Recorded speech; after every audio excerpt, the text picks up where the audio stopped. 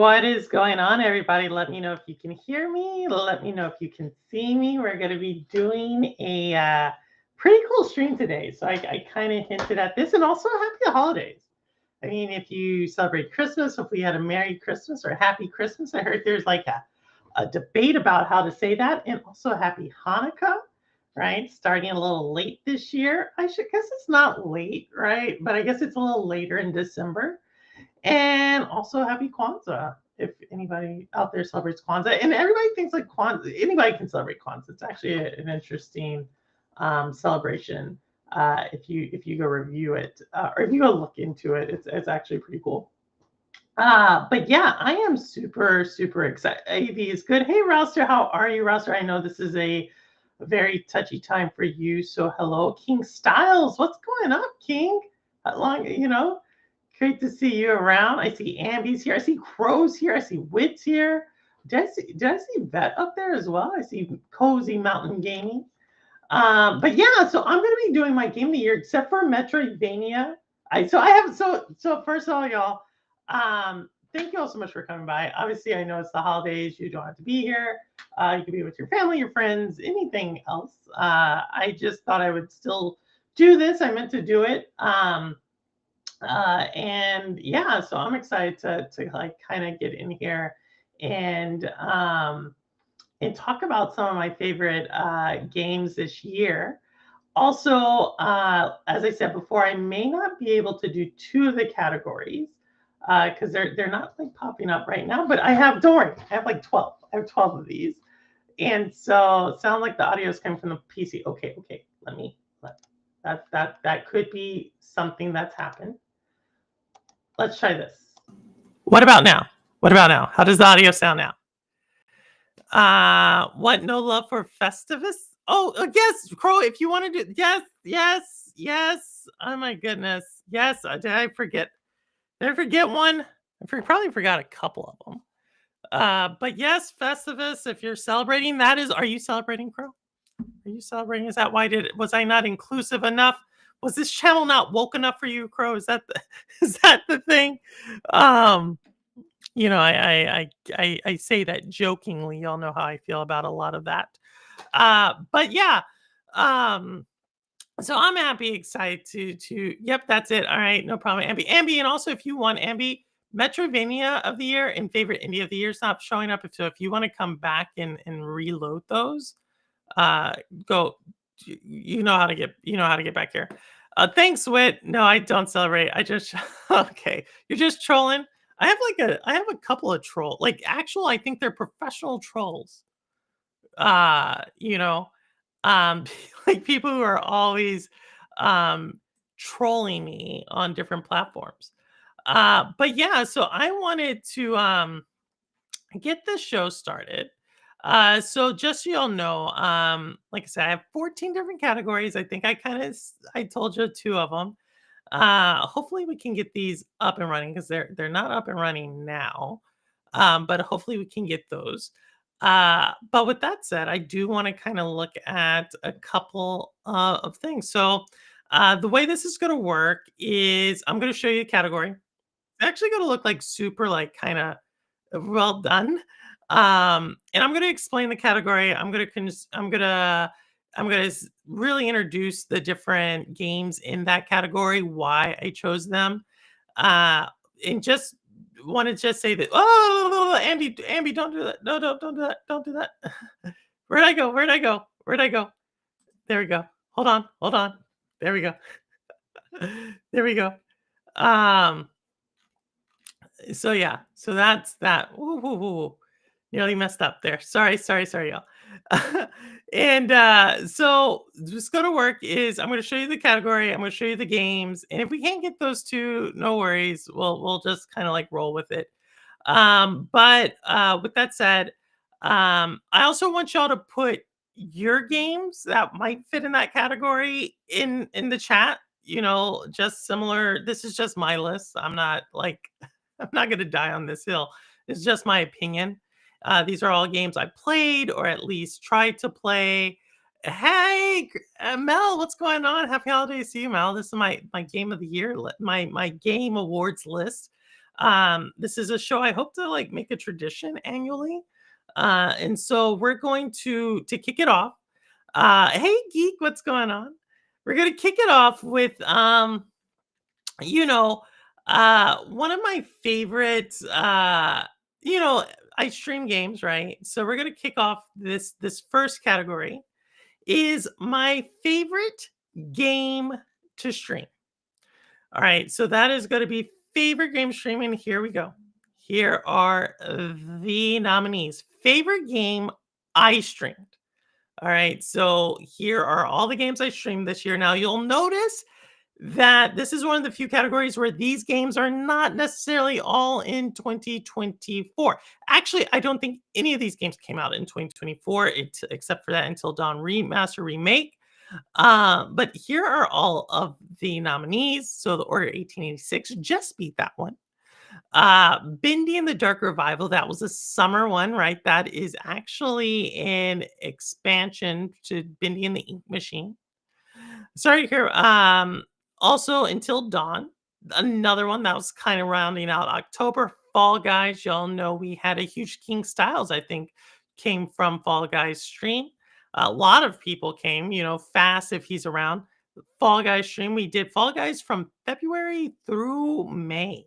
February through May with only a little brief intermittent time there to play Hot Wheels 2, Turbo Hot Wheels 2.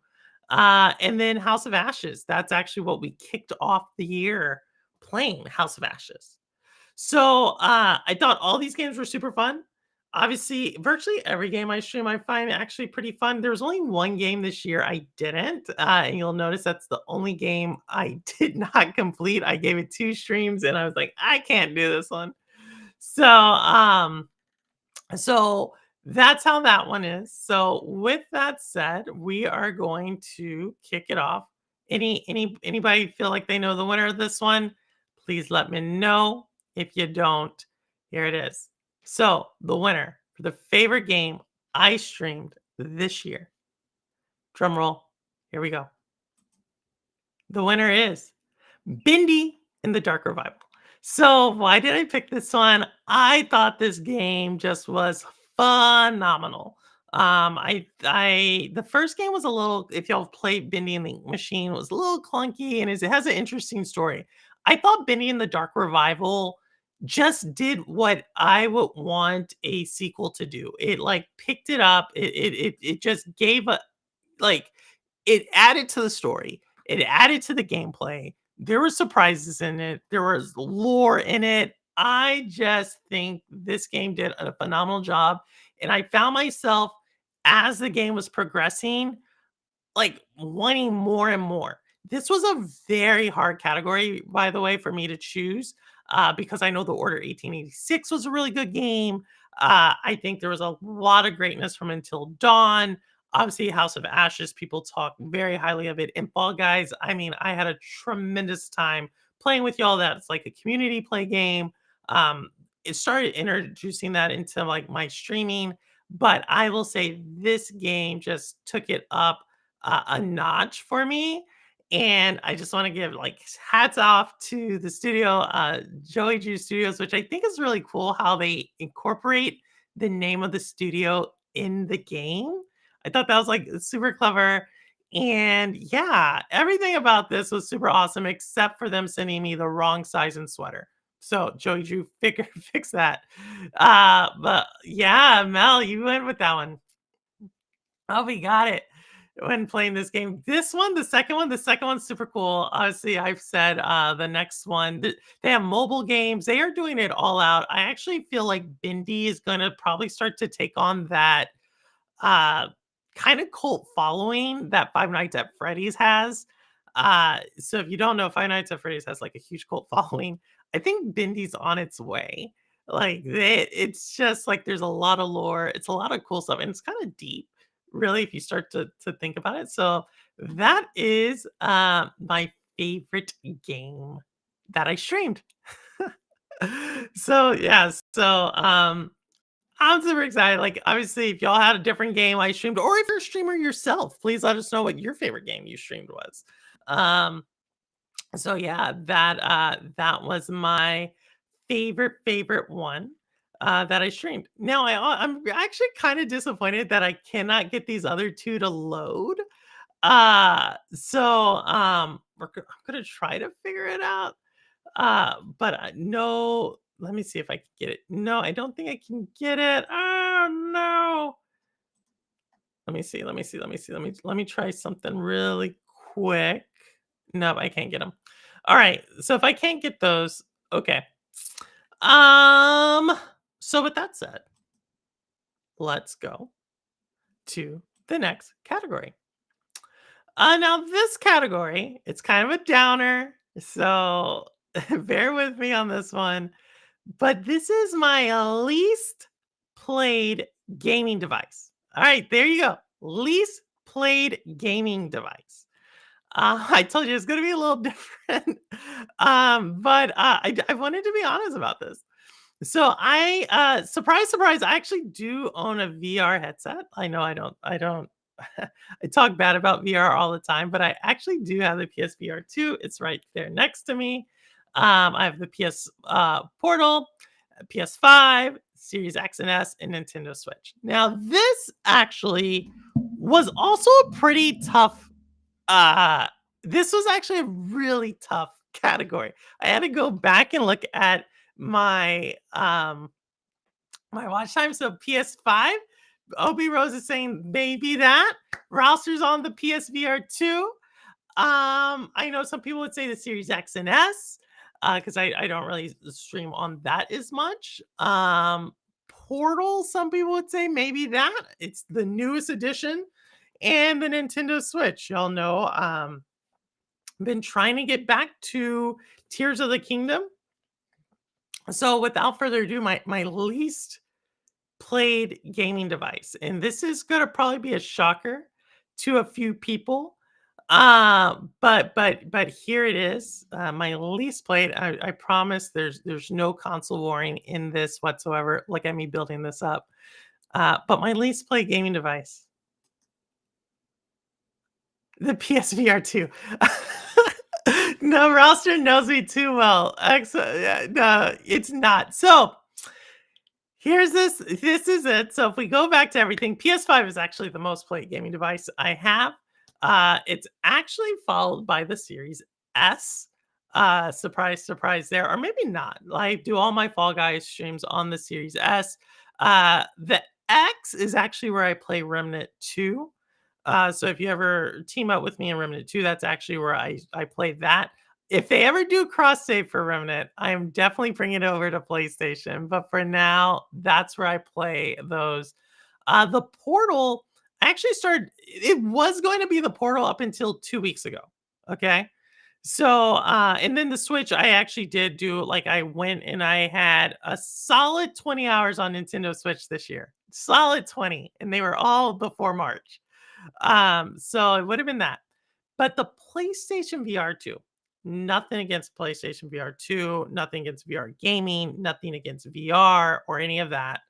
Uh it's just that I literally have spent more time looking for games to play on the Portal than I've actually spent on the Portal. And that's not a bad, like, I have 3 games on the Portal. I have Ghostbusters, I have, some kayaking game, and I have 10 Hearts from our friends at Wire Productions. All of them look great, don't get me wrong. I just don't use it, y'all. Like, I just don't. It's just not there. So not to say it's a bad thing. I just don't use it. And, I don't know, I would have rather bought the Samsung Frame TV. As I was buying my Christmas gifts to myself, I was like, "You know what? I could have used that money to spend on a TV for my office." But, yeah, that is my least played gaming device. But if you play on it, um, please let me know. Let me know what I'm missing. I don't know, Mel, I agree. I to me, it's just too, I think it's the cord. Like, it's just too much of a thing. Like putting my hair, unless I wash my hair and I'm wearing it, like, like with the curls and stuff, like, I don't do. I just don't. It feels weird when there's stuff like here. So that's that one. Now, I am going to talk to y'all about two more categories that are not actually showcasing right now, but I do want to bring them up because for no other reason than I did have a really cool slide for them, and I guess they're just not showing up right now. So, but I do want to talk through them because I think they're really good, right? So the first one is okay. Let me get off the PSVR 2 here. Let me get back here. So, oh, look at me. I'm coming in blue. I don't like it when I come in blue. That's what happens. I reset my computer. I didn't reset. I did an update on my computer and it messed up my settings. So I'm getting like a lot of blue light.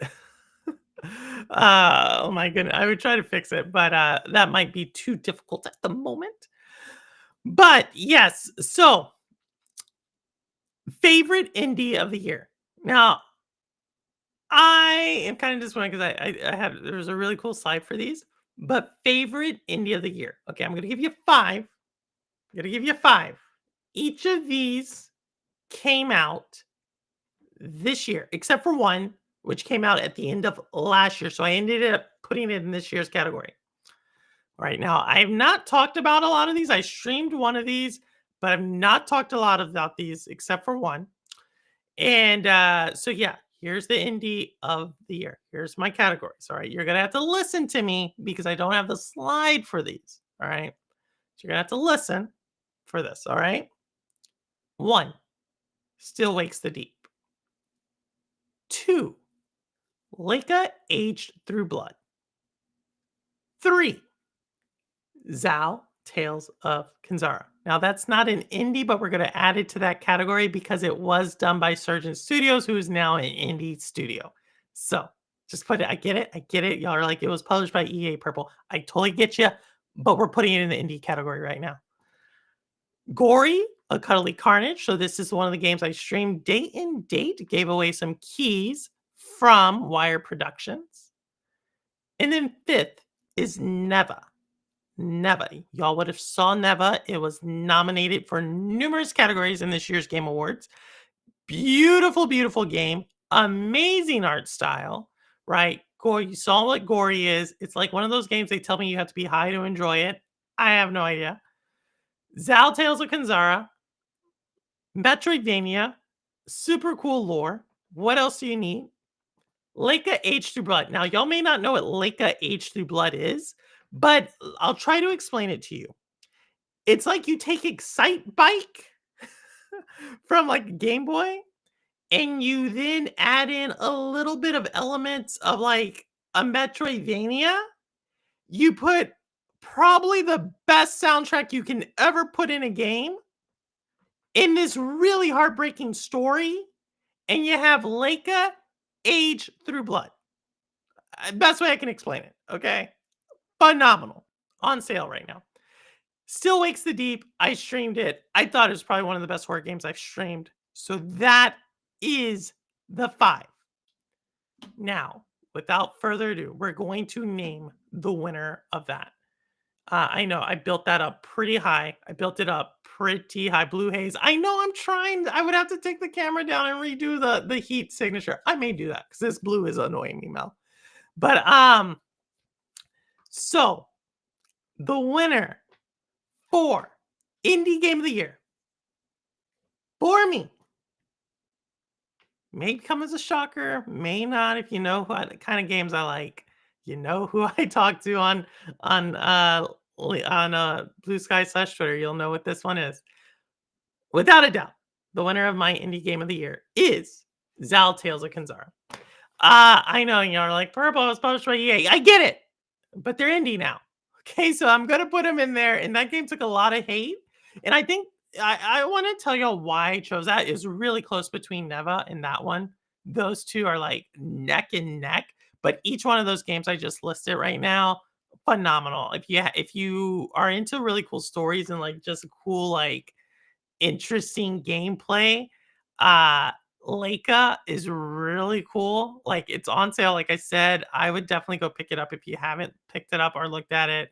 Still Wakes the Deep. Obviously, they could easily make that into a TV show. Amazing. Just all the way around, just super cool. And then not to be outdone by any of the other ones there. Um, you know, gory. Gory is kind of it's cool. It's hack and slash. It's weird. They're cussing a lot. It's with this cat. I don't know what to say. It's gory. But yeah, that's that. But I would have to just let me see if I can bring some heat into this picture. Give me a second. I'm trying to there. Did we get a little bit more purple? Did we bring in a little bit more purple? I think we did. But yeah, so it is what it is. That's um I liked it, but Zal just took it from me. I think the game took a lot of hate for some odd reason. It was a really well done gameplay. I thought the story it was telling was really solid. Like if you've played through the entire game and you get to the final boss and like just the message that was in that story, just top notch. Voice acting top notch, color and art top notch. Just super awesome job for like a first game from Surgeon Studios. Really looking forward. They're trying to do like some like cyberpunky type of game coming up. So I'm really looking forward to that. It looks like they got a new publisher. So yes, hats off to Sargent Studios. Hats off to Zal Tales of Kenzara. That is my indie game of the year. So yeah. So what do y'all think? What do y'all think? Well, it's very similar to Lost Ground, so it makes sense. You think so? You guys have a good night. I'm having movie night on the. All right, Urban, take care. If you need Rouse, you can find me on Discord. My phone is next to me. All right, Urban. Hellbound and Squid Game season 2. Night, everyone. Later, Urban. Thanks for coming by. Hey, Vet, let's go. I know. So, yeah, that's it. Those are our winners so far. Like I said, I have 14 categories. And I think also this is going to be like a little break in our programming right now. I want to show y'all what I got myself this Christmas. I know. Well, y'all know I am a huge fan of this franchise, and I am dead set on learning all the lore. Like more lore than I know already. Right? More lore than I know already. But this is no longer in print. Okay. So I had to go find this. I had to go find it. Okay. But I found it. And that is Darksiders 2 Death's Door. So this is the graphic novel of Darksiders. How cool is that? Like, yeah, I thought it was cool too. So I am on my way, replaying all the Darksiders behind the scenes, reading all the lore, doing all the stuff because I don't know why. I love it. So it's one of my Christmas gifts to myself. Ta-da. It's so far so good. Love the art. That they did here. And yeah, I would highly advise anybody if you're a fan of Darksiders, um, definitely go pick up any of this stuff. They have like comic and they have a novel, not a graphic novel, like an actual novel. Should have probably brought that downstairs actually. But yeah. So Purple's gift to herself. There we are. So back to our regular scheduled program. Haven't played a lot of indies this year, but I think I agree that might be my top two. No, I think it was. It was a great game. Neva's good too, though. Mel, I'm not gonna lie. Neva's really good. Like so. I also really play Neva and Tiny Glade. Ooh, I haven't played Tiny Glade. All right, so that's where we are. I think this is going to be a great time to segue to another one of my categories. And this one is, I think, a category that we don't talk enough about, but this is kind of like really a celebration in gaming. And that's games that exceeded my expectations. All right. So this is a game that my expectations were here. I played it and then it just went up here. All right. So all these games came out this year. You know I love all of these games. All right. Black Myth Wukong needs no introduction. Tales of Kenzara. I just told you. Indie game of the year, right? They won my indie game of the year. Okay, so I'm gonna let you know. XDefiant. You're gonna be seeing XDefiant a couple more lists later on in the show. XDefiant. Prince of Persia. Who's even heard of it? Y'all already know where I put this. You already know where I put this one. And Banisher's Ghost of New Eden. All right. So that's the list. I'm going to let y'all kind of like think about it a little bit. Which one of these exceeded my expectations? Y'all are all going with Prince of Persia. And I am super excited to tell you the game that exceeded my expectations, right? And I'm going to talk about this list again. The game that exceeded my expectations, as y'all said in the chat, but did not say in the chat. I know. What is it? What is it? And it's not what y'all said in the chat. What could it possibly be? Game that exceeded my expectations the most this year. So proud of it. I don't think it got its due. But with that said, are y'all waiting? Banisher's Ghost of New Eden. I know. Upset. Beat Prince of Persia. Who would have thought? Right? Upset one right here. Okay. Banishers. Yeah. So why? Okay. So let's go back. I got to explain this to y'all. You got to understand it's where my expectations were. All right. So this is not to say anything bad about any of these games. Okay. XDefiant was a shooter, right? Shooter, multiplayer, did awesome. You're going to see some more of that game later on. Prince of Persia is my game of the year, but I came into Prince of Persia with a pretty high expectation, and it surpassed it. I think they nailed it, and I think it's a phenomenal game. Black Myth Wukong. I came in with a super high expectation. They basically met it. They didn't fully meet it. It's kind of weird. They surpassed it in certain categories, and they didn't surpass it in other categories. And overall, that just like kind of left me with like it was it like met my expectations. Super awesome. Zal Tales of Kenzara. Indie game of the year for me. No bugs. I thought it was a super cool story. Did really well, right? But Banishers. Let me say it like this. Banishers probably has the best voice acting this year, bar none. I have no idea why this story did not get nominated. Narrative, probably the best narrative, bar none. Okay, gameplay loop, like your decisions actually matter in Banishers.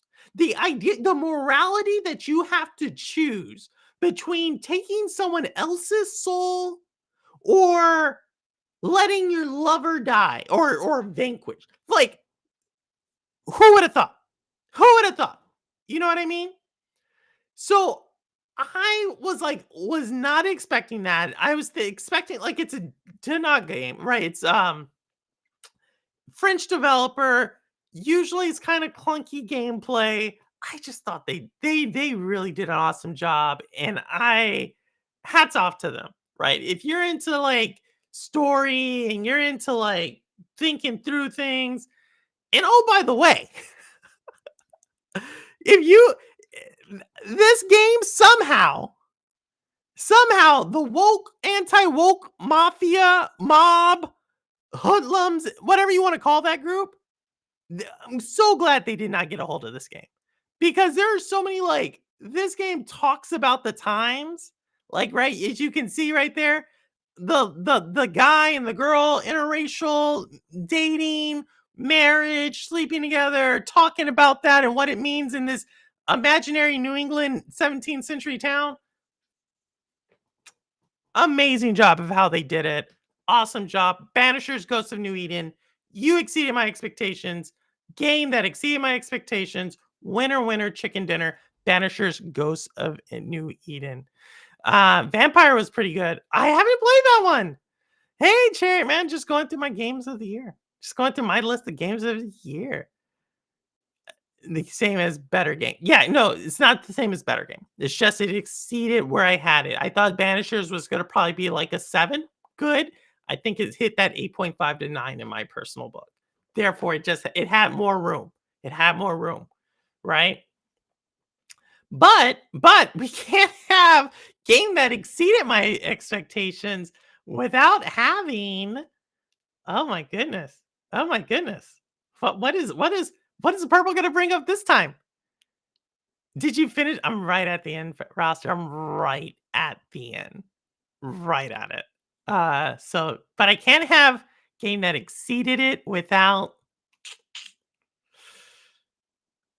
most disappointing game of the year for me. All right. All right. Does look, I am not saying any of these games up here are bad games. Okay. I'm just saying where I have placed these on my list. So this is going to be really cool. Next year when I do this show, y'all saw my top 21 most anticipated games of 2025. This is going to go into that. Okay. This is like where you start to like say, okay, where's this game? Did this live up to Purple's expectations? Did it not? These are the games. All right. These are the games. All right. Dragon Dogma 2. All right. Y'all know where this one was. I hyped this one up two weeks in a row on Shades of Purple. Senua's Saga Hellblade 2. Y'all already know what I think about this game. I'm not gonna people think I hate on Xbox because of this. Y'all know what I think about it. You know where I'm at on it. Like you know. All right. No Rest for the Wicked. I get it. I get it. It was a demo. They did not release the full game. I totally hear you on that. Right? But you know, they did release something. They did release something. So I have to grade it by what they released. Now, granted, 2025, there's an opportunity for them to do better. I get it. First Descendants. Now, this is a game Geek the Sneak loves, so I'm not saying anything bad about it. I'm just saying that I waited like 45 minutes to download this game. I downloaded this game, I played it for 45 minutes, and then I undownloaded it. I don't know what you wanted me to tell you after that. Like, I thought it was cool. Thought there was abilities. There's people like running around. I get a lot of people like the game. Um, I get it. And then Alone in the Dark, right? This is a remake remaster. THQ Nordic. This is one of my favorite publishers putting this out there. Uh so yeah, most disappointing game. I not to say any of these games are bad. I'm not saying that. I'm just saying, again, just like I said, game that exceeded my expectations, right? That just means it exceeded. This isn't to say these are poor games. These are just games that did not live up to my expectations. And the winner of this, none of these games lived up to my expectations. Let me just say it like that. And the winner of this category is the one that just didn't live up to it the most. All right? That's all I'm saying. Black Myth Wukong was very close to being in this category, right? Because but it was right there. It lived up to the high expectation, right there. So, with that said, the winner, a most disappointing game for Purple Haze. This one may come as a shocker to some of you. Some of y'all, this may not come as a shocker to. But here it is, and I'm going to tell you why I chose this game. Don't get upset. Do not get upset. None of these are bad games. The winner of this category is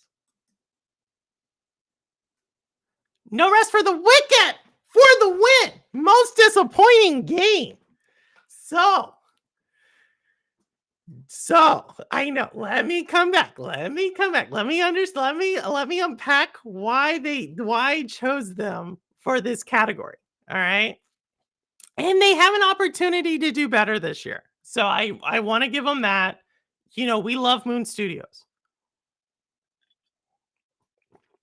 But the trick of this is to know, where was my expectation for this game? No Rest for the Wicked was my most anticipated game/demo of 2024. I cannot understate this. Okay, I cannot understate this. Now I'm going to explain to y'all why Cinema Hellblade 2 did not make the list. My expectations for Hellblade 2 were already low. Okay? I did not go into that game with high expectations.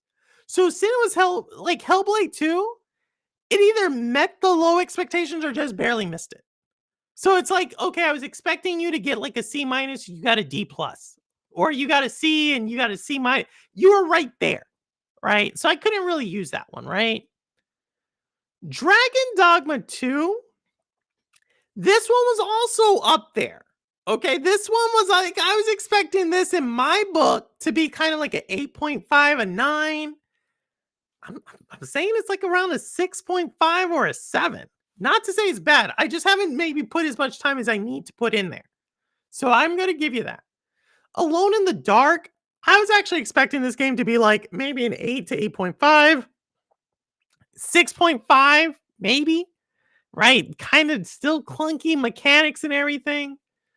First Descendants really didn't go into the year with high expectations for this one, but it did build over the summer. And then I played it and it just didn't. Like I said, I deleted it immediately.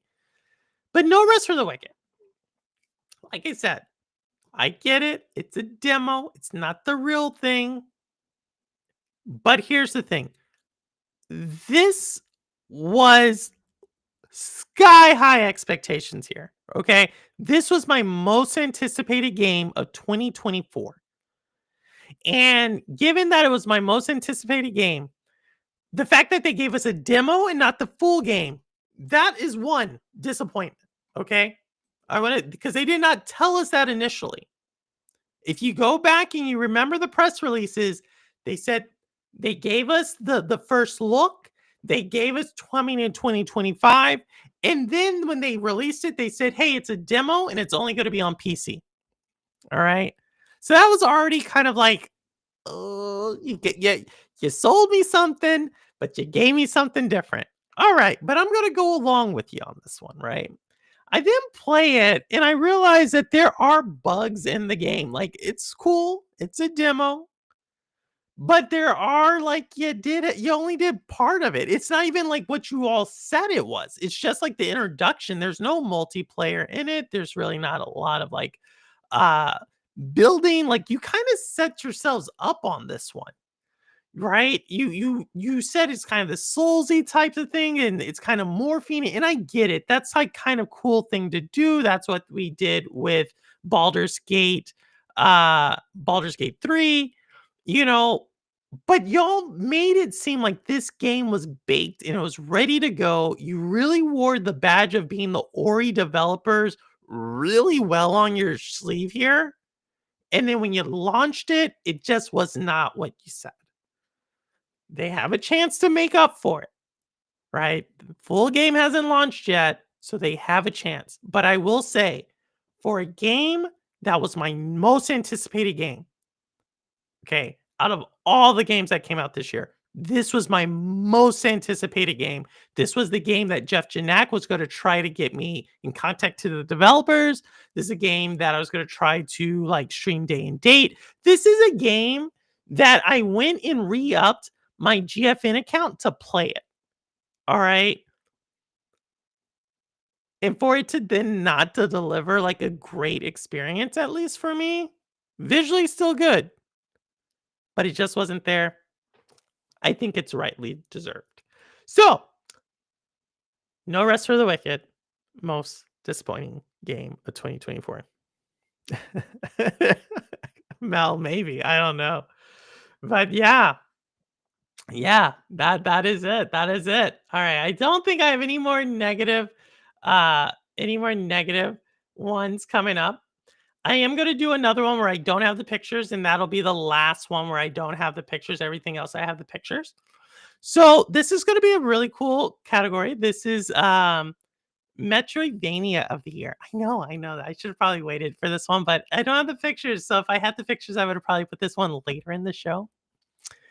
And also, like I said, if y'all have any of these categories yourself, like what's your most disappointing game? What's your most one that exceeded your expectations, put them in the chat. Let people know, like, this is my most whatever. Like, this is partly why we come. Like, it's for us to share opinions. I mean, we have a lot of content creators, a lot of gamers in chat, and that's I'm just adding my voice to the collage that is the gaming community.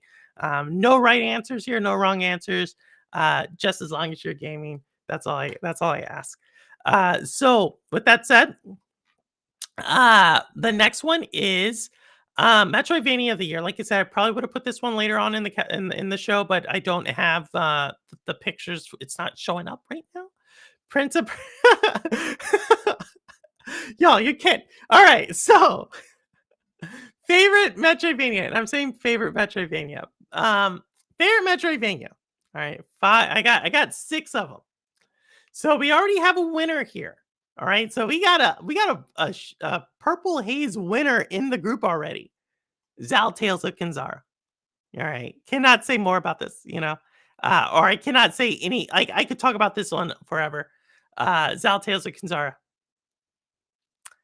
Next one, Rudig's brought us in on this one.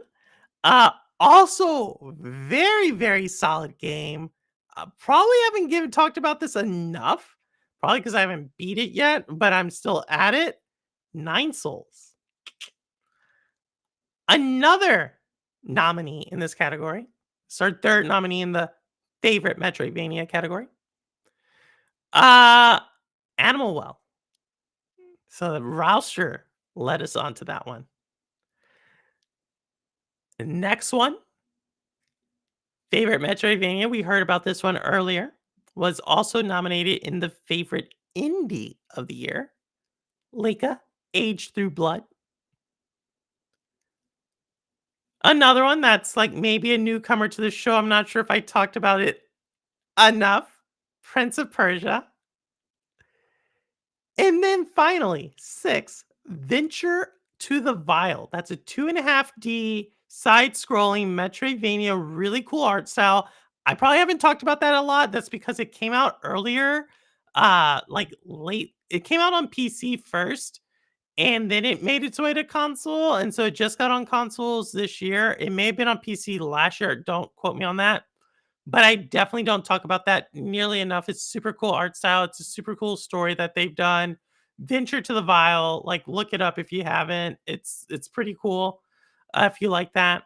So yeah, but you already know. You already know. Favorite Metroidvania, without a doubt, Prince of Persia.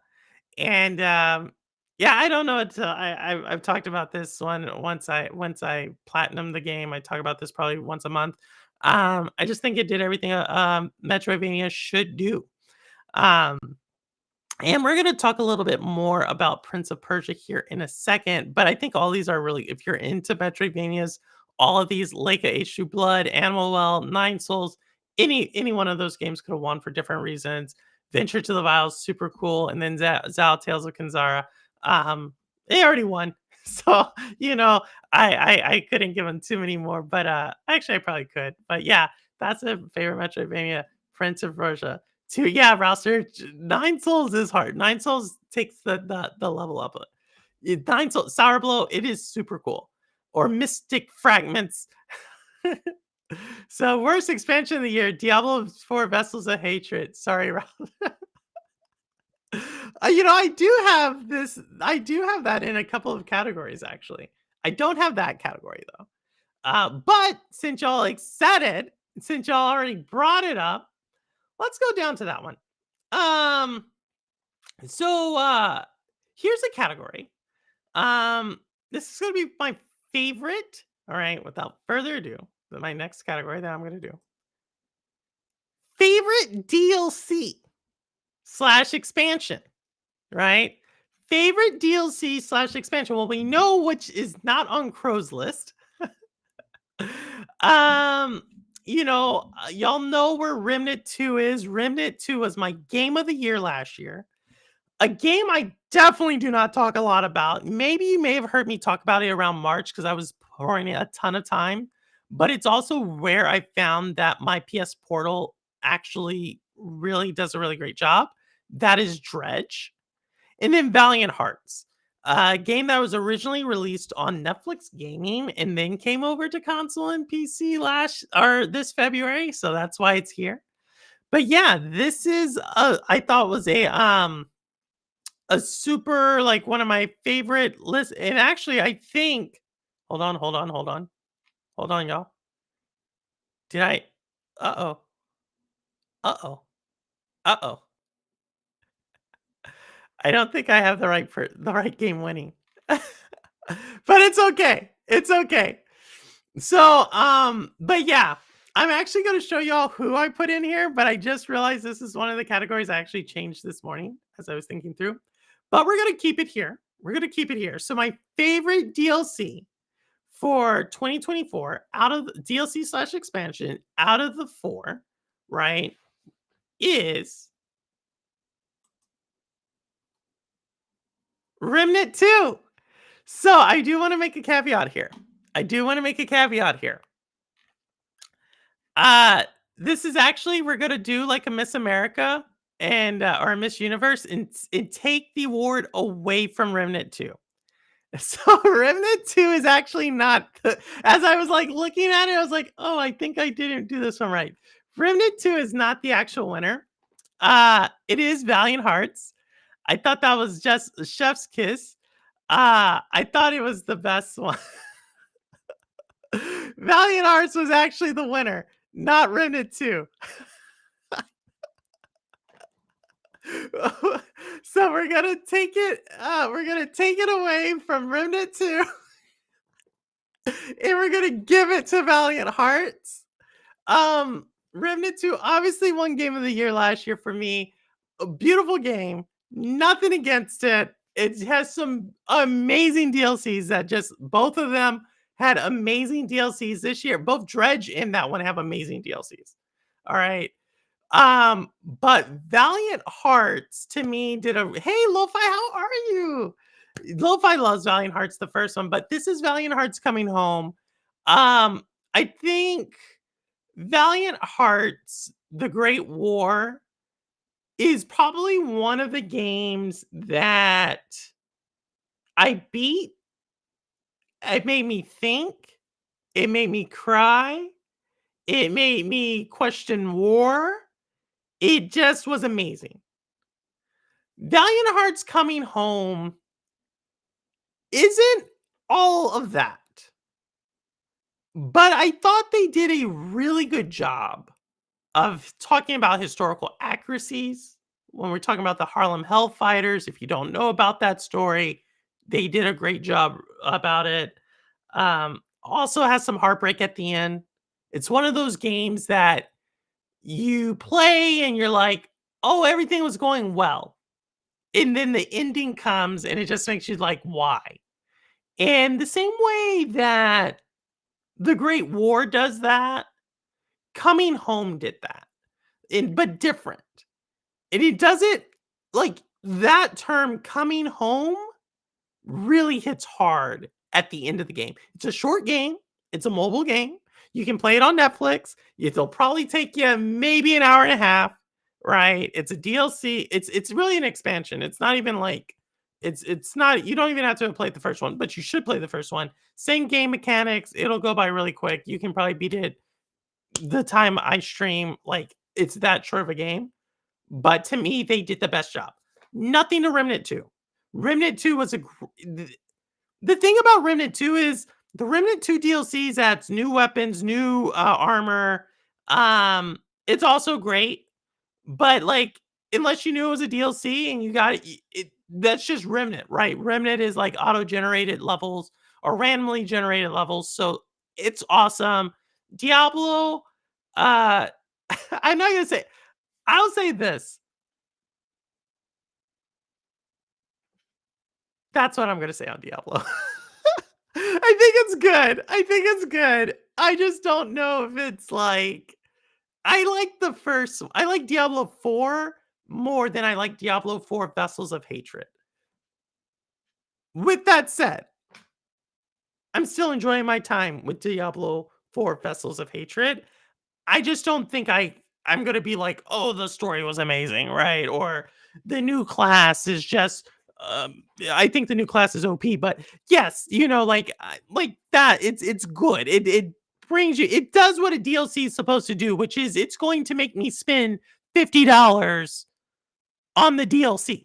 Like that. Like that's what it did. So from a commercial standpoint, it did what it needed to do. Oh, Fanville. No, and then Dredge. Dredge is a cozy game. The DLCs allow you to go to a different island. The DLCs allow you to go to like a snow part. If you like Dredge, you like Dredge. It is what it is. I like Dredge. It's probably like my cozy game, even though it's kind of like horror, but it's cozy for me. So the winner of this, nothing to Remnant 2, but it's Valiant Hearts. All right. Valiant Hearts is there. Overpriced for an expansion, didn't really add anything new. Story with an unsatisfying me. Yeah, that's what I said. I think it did what it had to do from a commercial standpoint. Like, I'm not saying it's bad. Like, I'm not going to say don't get it. I will say, like, probably wait till you get it on sale or something if someone was really into it. But the way, like, I played Diablo 4 last year versus this year, just different. Just different. That's all. I paid like $30 like 15 years ago for the Diablo 2 expansion, so $40 for a DLC and 20 didn't seem crazy high. No, you're right. It wasn't crazy high. It was a little bit more for me because I bought everything on PS. I moved my Diablo plane over to PlayStation, so I had to buy the base game again. But it is what it is. It was what it is. I still enjoyed time. Still, this is not, still enjoy my time with both of them. All right, so this is another category that so we're starting to get into like the interesting ones, I feel like. So I've already done favorite indie, Metroidvania, least played gaming device, game that exceeded my expectation, favorite streamed. We're going to get to another one of my favorite categories. And that is favorite visuals. Okay, so how do I talk about visuals? I talk about visuals as far as like it makes me really feel like I'm there or it's super beautiful. All right, that is this category for me. All right, so these are some games I haven't really talked about a lot of these games, but I have them. And yeah, I'm going to put them there. So here it is. My next category. Favorite visuals. And here they are. Senua Saga Hellblade 2. I told you. Beautiful game. I've said this before. Beautiful, beautiful game. Okay, I don't want it to seem like I actually hate this game because I don't. I just don't like it. But I think I am going to give it its due praise where it's needed. And the game is beautiful. I'm not going to take. Well, let me take that. It's beautiful in places. All right, let me. It made the list. UK for you all who like it. It made the list. All right, there it is. Empire of the Ants. This is a cool game. All right, this one just released like 2 months ago. It was a day and date buy for me. It's actually a really cool, like real-time strategy from the viewpoint of an ant in the world. It is actually so cool, but not necessarily about the graphical fidelity. So immersion and beauty. Exactly, but it could be about the graphical fidelity, but it's really about the immersion and beauty. Exactly, Mel. Exactly. Great way to put it. Black Myth Wukong. Again, no introduction needed here. Black Myth Wukong, beautiful game. Even though it had some issues at launch, it has been mostly ironed out. So if you do not have, if it's, I really thought it was going to launch on Xbox by now, but if you haven't, go pick it up on GFN, your Steam account. Do that. It's really cool. I don't think you're gonna regret your purchase. Never. I told you this game's gonna be there. Never. Like this should tell y'all something. You like indie games, you like pretty games, you like heartfelt games. Never's there. I'm just saying. Never is a cool game. Definitely. If I could rank all my games in 2014 or 2024, Neva would probably be top 7. Not gonna lie, that's pretty high for me too. So that's Neva. And then Kunitsigami Path of the Goddess, beautiful game. Okay, I cannot. This one is beautiful. It's like a tower defense real-time strategy, but it has, like, some Japanese lore in it. It's actually pretty cool. Like, Japanese mythology, we don't talk enough about Japanese mythology in gaming. We all know about Japanese history, like, we talk about, like, samurais and ninjas and ronin and the imperial state and the imperial guard, but we don't really talk about, like, Japanese mythology, and Kunitsigami dot that, but the way they brought in the beautiful colors and stuff, chef's kiss. I think it's on sale right now. Um, but yeah, so that's it. Again, this is just graphics, best visuals in my opinion. This is and I think the winner here, if you played this game, you're probably not going to be surprised with it. If you haven't played it, maybe go check out a demo of it because I think there are demos of it out there. Uh, and if you like this type of gameplay, you probably should look at it. So, visually, Hellblade is hard to beat. Everybody's going with Hellblade. It seems like Hellblade may have it. Someone likes the chef's kiss expression a little bit, a little bit. Rudix, hey Rudix, what's going on? I definitely got it from you. It seems like several people like it, Rudix. So without this may be a shocker. This may be a shocker, it may not. Like Purple's picking this game, but she said, but let's see if y'all got it. Let's see if y'all got it, and I'll explain why I chose this one here anyway. Empire of Ants. Oh my goodness, taking it from Hellblade 2. All right. So why did I pick Empire of Ants here? It could be a little bit for my disdain of Hellblade 2. No, I'm joking. I'm joking. Hellblade 2 is really pretty. All right. I'm not gonna lie. But Hell Empire of Ants makes you actually like the way they bring up this forest, like you're in the you're an ant. And you're in and you feel like you're an ant. Like that's the best way I can explain it. Like this game does not get nearly it didn't get talked about. It launched and no one said anything about it. I was following the launch, like I was looking forward to it. And when I put it in there and I played it, I was like, how's no one talking about this game? Like I challenge y'all to do this. Uh so this is what I will tell y'all. If y'all um that game preview called David's Kitchen only, I think of that game as is look, here's what I'm gonna say. Go play these games side by side. Hellblade 2 is beautiful. I'm not gonna like I put Hellblade 2 at like an A. There's no question about it. But there's a but when you understand how they formed it, like it's a little like I don't know. It just doesn't it's beautiful. It's great. It looks like the sunset. I seen it. I get it. The colors. But I'm just telling you, go play Empire of Ants if you want to see something that's super cool. The color in that and just like to bring that to life. I don't know. I don't know. Maybe I was paid off. Who knows? But Empire Ants is my most visually it's my most visually impressive game for me at least. I can see some people at Hellblade 2 there. Totally okay. Look, I put it twice in my game category, okay? I put Hellblade 2 made it there twice. All right, it's not too bad, it's not too good. It's right there, but Empire Ants the size of the team of Empire Ants. It's like a 3-person team. I'm joking. It's really not. It's like more than that. But uh it's a really pretty game. Hey Robolica, what's going on? Just on my game of the year stuff.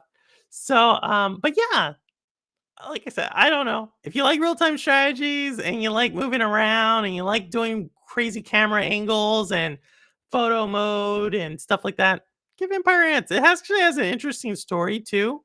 It has really good music as well. Um Gameplay though, like I said, you gotta have to be into that type of game. But yeah, most visually appealing game. The ant lobby. It is the ant who knows? Big ant. Empire Ants is Honey, I Shrunk the Kids, basically. That was done in the 80s. No, no, no, no, y'all. No. Have you seen Honey, I Shrunk the Kids? because it doesn't look like that. All right. Doesn't look like that. It doesn't look like Ants the movie. It looks like an empire of ants, okay? And I haven't seen that before. And I'll have you know, no, I'm joking. Who knows? Who knows? So maybe I was paid off. Maybe I was, or maybe it was just my dislike of Hellblade too. Like I said, it could have been both. Could have been the. I was in a food coma from Christmas and just woke up. Oh my goodness, Robot! What did y'all eat? What did y'all eat? I will tell you all this. So for my holiday, so my family we've been hosting for like a month straight since Thanksgiving, and this Monday was the first time like we didn't have anybody home, and so my mom and we made the executive decision that we were going to order pizza for Christmas. So that's what we ate. And we ate not just any pizza, a pizza that was awarded an 8.4 stars on Dave Portnoy's pizza grading, which is actually pretty good. And yeah, that's what we did. We ordered pizza and I didn't even eat pizza. Don't ask me. Like I ordered pizza and what did I eat? I just remember I woke up, I gave people gifts, and then I've been playing games. I was playing games all day yesterday. That's what I was doing. Ants aren't real. Oh my goodness. Big Ant Pharma. Oh my goodness. Y'all are against ants? How are y'all against ants? Ants are so like disciplined and like they only come second to bees. Bees and ants, those are I mad respect for both of those civilizations. If you think about what they do day in and day out, century after century, crazy. A pizza for Christmas. Oh, my movie. That's funny. No, that was funny. That was funny. My mom would probably say, I've seen that one. She starts watching these things like in around Halloween time. So many places are closed here. So we actually, no, get this. We bought the pizza on Tuesday to refrigerate it and heat it up on Wednesday. Like this was like the most like non-celebratory Christmas dinner I could ever have. It was like reheated pizza. And you want to know what? I think I'm gonna do it again next year. It was like I was tired. We've been hosting literally. Someone's been at the house. At least someone, a family, something since the week of Thanksgiving. And we were just tired. So yeah, that's what we did. That's what real pizza is in Italy. American pizza is too oily and the crust is too thin. The ingredients ratio is no good. Rudix, where are you coming up with this? What are you coming? You're Canadian. Stop it. Stop it. If it's not New York pizza, it's not real. I don't care what Italians say. I don't care what Italians say. I'm going to start acting like the Swiss act with chocolate. If it's not this, it's not real chocolate. They didn't even invent chocolate. All right. All right. So I'm going to start saying if it's not New York pizza, they don't know what they're talking about. I don't know. They could have maybe what pizza is an art in New York. And you take that back. I'm joking. Watch, I'm about to start World War III here. Just depends on what you're used to. Plus, there are many types here. Yes, roster. Get them, roster. Looks really good though. Lo-fi it is. Don't fall for the bait. I've been to the new. That's the pizza I'm talking. I've been to the Northeast. That's the pizza. Northeast. Oh, tricky roster or tricky Rudix. There's like 8, 9 different types of pizza. You got to be a little bit more specific than the Northeast. Coastal elites. You got to be more specific about that. In Japan, the traditional Christmas dinner is KFC. I believe it. I believe it. That's actually a really good case. You know, I was at Marshall's today. That's a store here in the United States. And they had KFC socks. I don't know. You said KFC. That was reminding me of that. We had Aranchi stuffed shit. Whoa, that I don't even know what that means. I don't even know what that means, simpleton. As in tomatoes with meatballs and sausage. Ooh, fancy. You said that real fancy. And a spinach dip breakfast stick bread from Pinterest. Pinterest sells food now? New York pizza is gross. Stop it, simpleton. Stop it. Stop it. Y'all are going to start a war here. You do not want a war. You do not want a war. All right. Here's another category. All right, so here's another category, guys. Here's another category. All right, another category. And this is a category I hold dear and true. You won't see this category on anybody else's award show, by the way. You're not going to see this next category on anybody else's award show. And that is Hidden Gem of the Year. Now, to qualify for this category, to qualify for the category of Hidden Gem of the Year, you had to have come out in a different year. So this is a category in which I found the game this year and played it. And I thought it was a hidden gem. All right. So let's get down to it. Like, y'all are like, Purple, I don't even know what these games are. But let me tell you, I'm going to explain it to you here, okay? First, Fist, Forge and Shadow Torch. I actually just beat this game today. Metroidvania, super cool, talking rabbit, talking cat, talking animals, and it's a Metroidvania, and it's kind of cool. It's decent boss fights. It's actually out of China. Came out a few years ago. You could have got it free on Epic Games a couple of times. You could have played it on Game Pass, I think, already. It's on sale right now. If you're into Metroidvanias, definitely give this one a shot. Bendy in the Dark Revival. This game's already won already. You know, came out actually 2022 on PC first, then console in 2023. Y'all already know what I think about this. Super favorite game I streamed this year. Order 1886. Wow. Talk about an amazing game from like 10 years ago. Okay. This one, this is gameplay. Y'all want to talk about a walking simulator? No, the guns, everything, the story. I watched Penny Dreadful last week because of this game. No, they're not related, but I liked the time period so much I went and watched it. Yeah, Order 1886 did that. Let me see another game that can do that for you. Ghost of a Tale. Now, I want to talk about Ghost of a Tale for a second here. Ghost of the Tale came out about 7 years ago. It is actually from an animator. All right. So, like someone who worked at like Disney and all that. Yeah. That person created a game. Talking mice and rats. All right. And you're hiding, you're doing stealth, you're moving through a castle. We talked about the Redwall series and like the water shut down. And we have also talked about just any of those games where you're like the Nim, Rats of Nim, what the Secret of Nim. If you're into that type of stuff, like I am, like, you know, like little rodents and they're talking and they look cute and they're hopping, they're walking around and there's like a heartfelt story, Ghost of a Tale. Go check it out. It's super cheap right now. Go check it out. Super pretty. It's super cool. Your kid's going to love it. Deadlight Director's Cut. All right, if you're into zombies, you're into side scrolling, if you're into Inside, and that one specifically, this game, again, on sale right now. Beautiful game. Actually, really heartfelt game. Really great voice acting. Really like Prince of Persia level background art. Fist and Prince in Deadlight have amazing art in it, by the way. Fist's art is amazing. Okay, in Dredge. Another one was nominated for a couple of categories in my year's Game of the Year awards. But Dredge, if you haven't checked this one out, I think this one was also free on the Epic Game Store not too long ago. Yeah, these are my lists. All right, Hidden Gem of the Year. All right.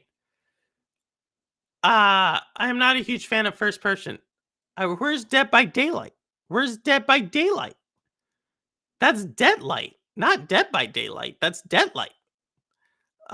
So with that said, the winner of this, Mrs. Frisbee in there. Yes, Rebecca, if you like the Secrets of Nim, you're gonna love Ghost of a Tale. You're gonna love it. It's beautiful. Go check it out. If you don't believe me. But with that said, the winner of this year's Purple Haze Hidden Gem of the Year. Hidden Gem of the Year is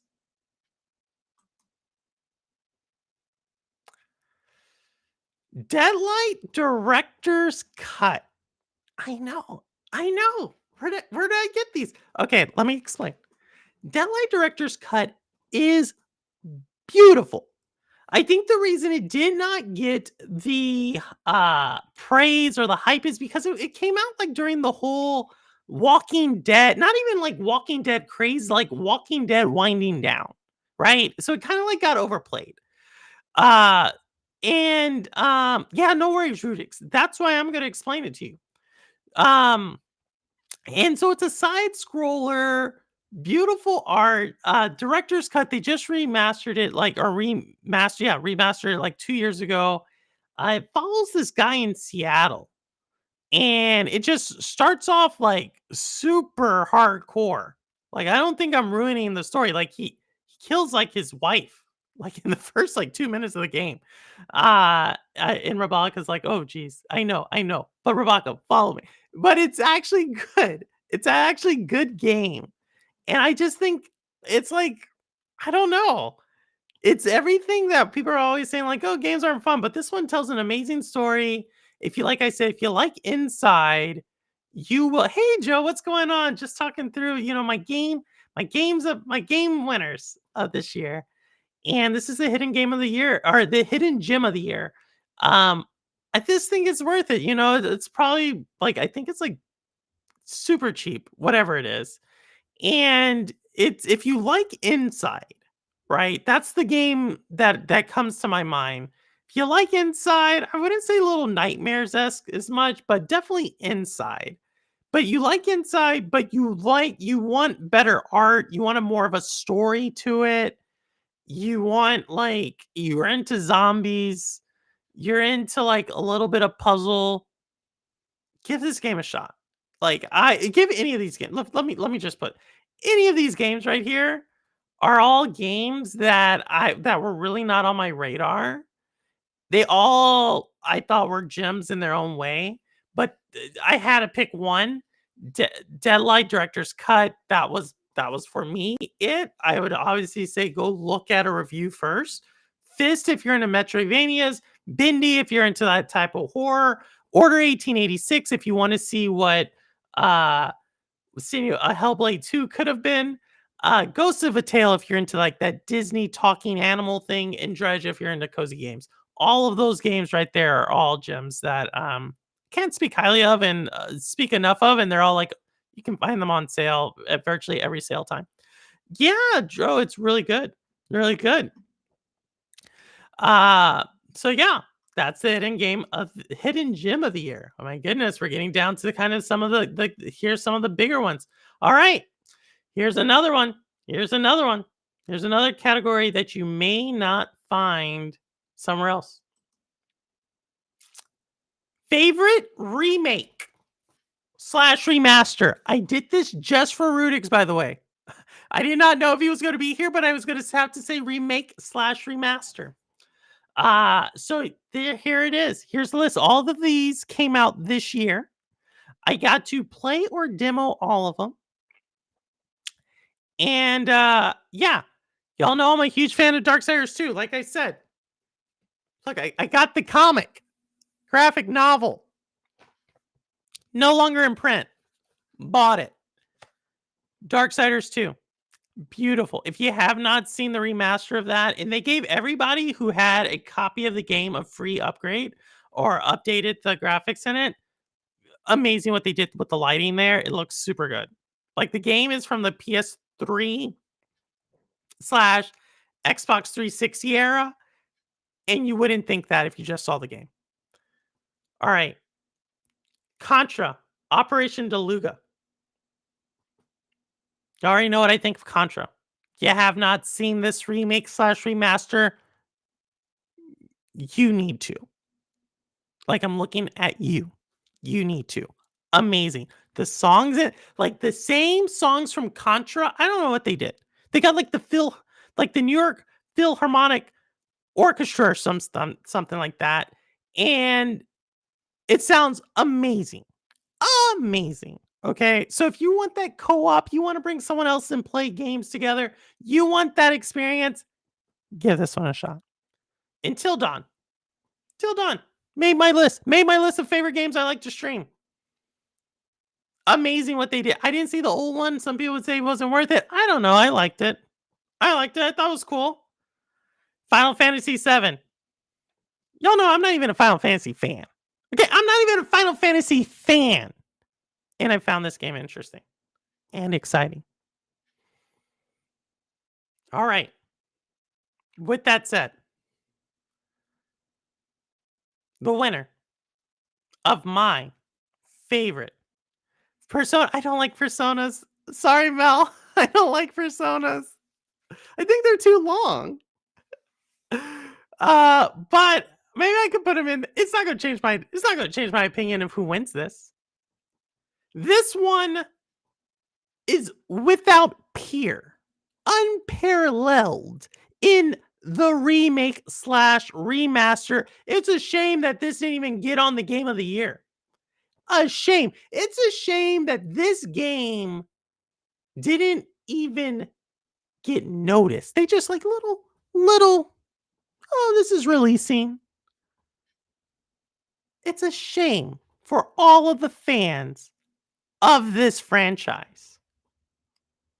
Y'all know I'm not going to let it go. I'm not going to let it go. That's why it's made my list for favorite remake slash remaster of 2024. Without further ado, Contra.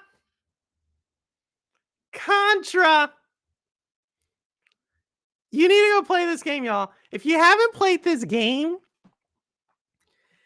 and you're a Contra fan, if you're a platforming slash like shooting, twin stick shooter slash just awesome music slash like just this game did awesome job. They launched it at $40. Don't get me wrong. I was a little like side eye with the price there, but it's super cool.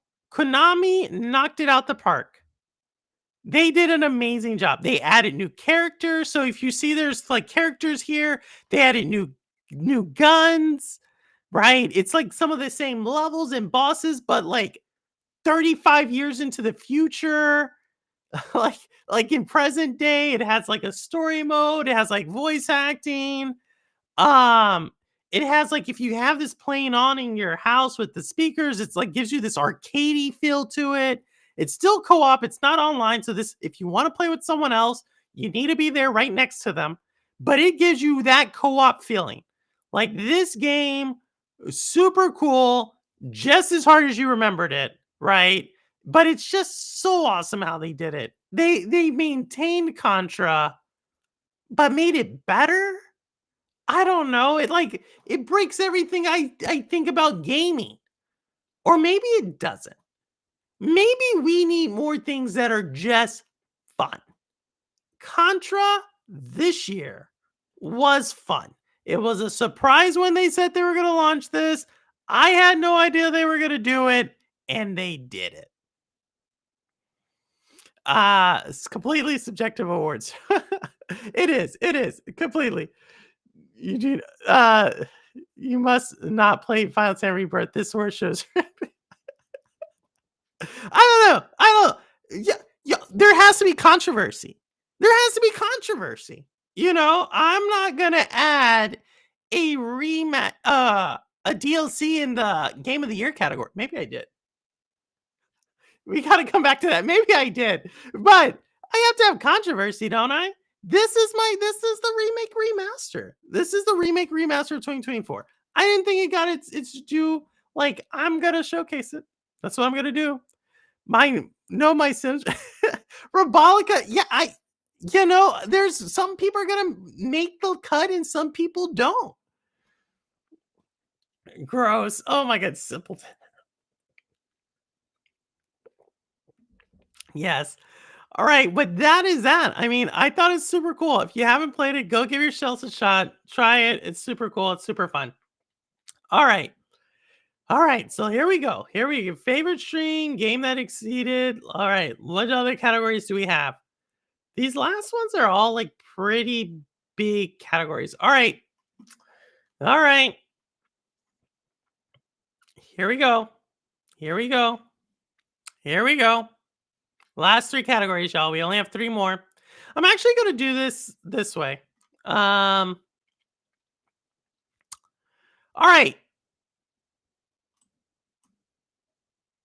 Multiplayer of the year. Multiplayer of the year. Controversy. Mel, with what are the puns? He's on fire today. He's on fire. Holtz is not keeping up.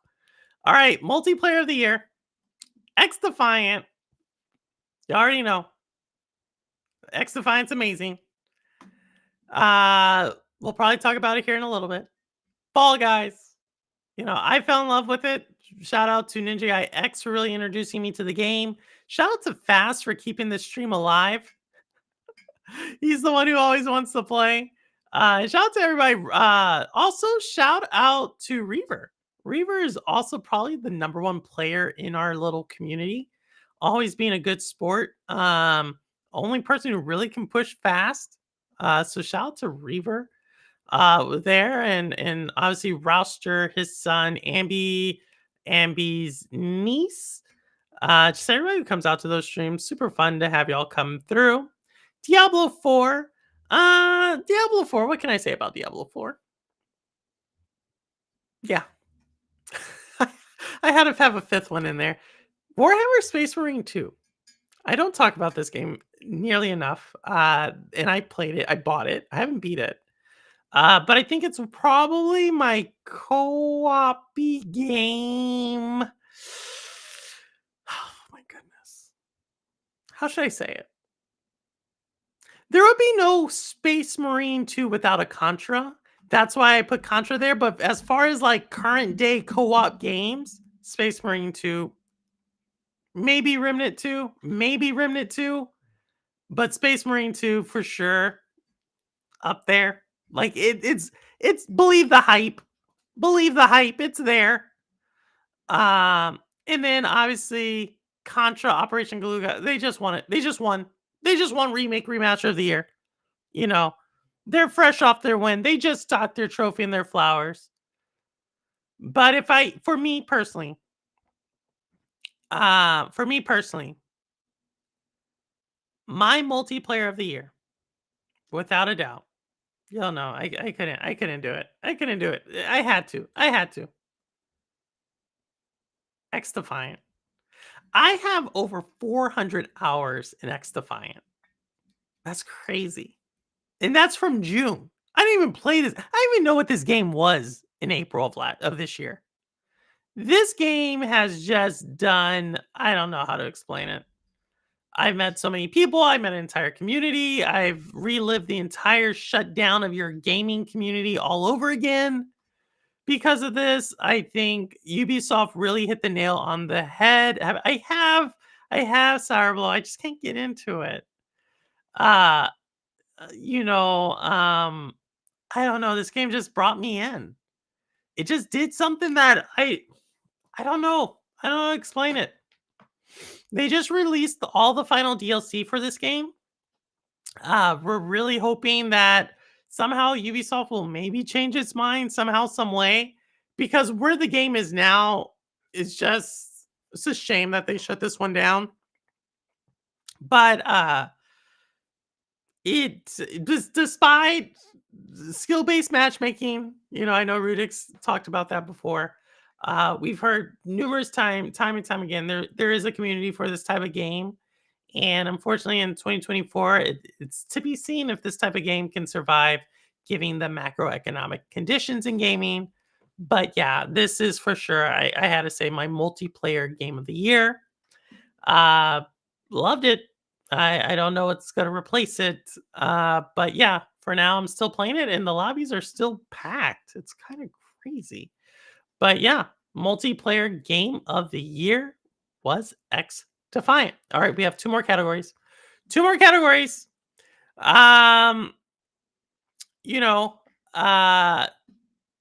gonna do this next one. Where is it? Here we go.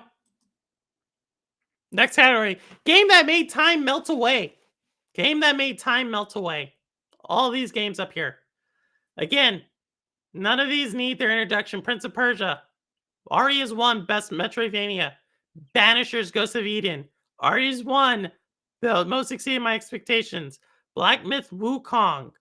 I'm not sure Black Myth Wukong won anything. I think they've been in the categories the most so far today. Amazing game. Diablo 4, Remnant 2, and XDefiant. So this is game that made time just melt away. I actually may do another one actually as I'm looking at this list. I may actually steal the award and give it to someone else here. Um, but yeah, between Prince of Persia, Banishers of Ghost of New Eden, Black Myth Wukong, Diablo, Remnant 2, X Defiant. This is super cool. Seeing all my favorite games like just lined up, like this, like competing. It's just giving me goosebumps. It's giving me goosebumps right now. Game that made time melt away. This is really what gaming is about.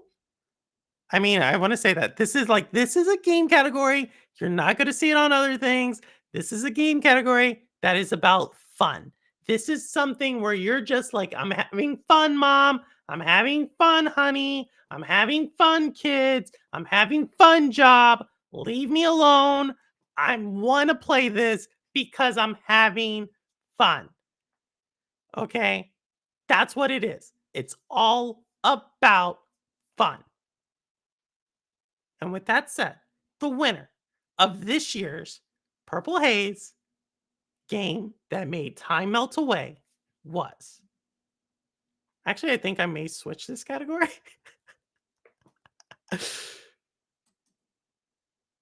It is X Defiant, but but we are gonna switch it. This is a joint winner. We're gonna do that. We're gonna give this to two winners. Okay. X Defiant is definitely that game. Okay. X Defiant was fun. All right. X Defiant was super fun. However, I also would be remiss if I did not also put in this category Black Myth Wukong. Despite popular opinion out there, I actually spent more time with Black Myth Wukong than Prince of Persia. I know that sounds crazy. That sounds crazy. But that's just because, well, never mind. That we're gonna check the data on that because I used to be able to say that before Prince of Persia's additional DLC I have not counted the DLC time. So, but with that said, we're gonna give it to X Defiant, we're gonna give it to Black Myth Wukong. We're gonna give it to both. We're gonna give it to both. Okay. Between those two games, I have over 600 hours between the two of those games. All right. Actually, no, it's like 550. 550 hours between the two. I gotta give Black Myth Wukong something. Black Myth Wukong was also a game that made time melt away. I was fighting bosses over and over and over. Prince of Persia, same deal.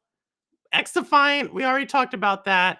But this winner is going to be, it's a joint winner. We're doing two. We're doing two. Call it conspiracy, calling it Chinese government's paid me off. You say whatever you want to say. It might be true, but we're going to give this to both Black Myth Wukong and X Defiant. That's it. You know, that's it. That's what we're saying. We're going to do those two. I know, Rudix, it's probably the only time I'm ever further than you in a game.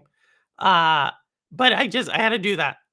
Like that, that's that. Remnant, Black Myth Wukong, X Defiant. That's fun. All right. Both of them were fun. Both of them were fun. We have one more category before we get to our final category here, y'all. One more category before we get to our final category. Favorite score. Favorite score. All right.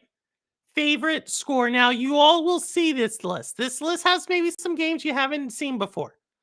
This list has some games you probably haven't seen. Astrobot. I'm glad Rudix is here. The only reason Astrobot is on this list is because I was watching Rudix's stream of Astrobot when it launched, and that song is stuck in my head. I am not kidding. And anytime a song can get stuck in your head, super annoying or super catchy or something.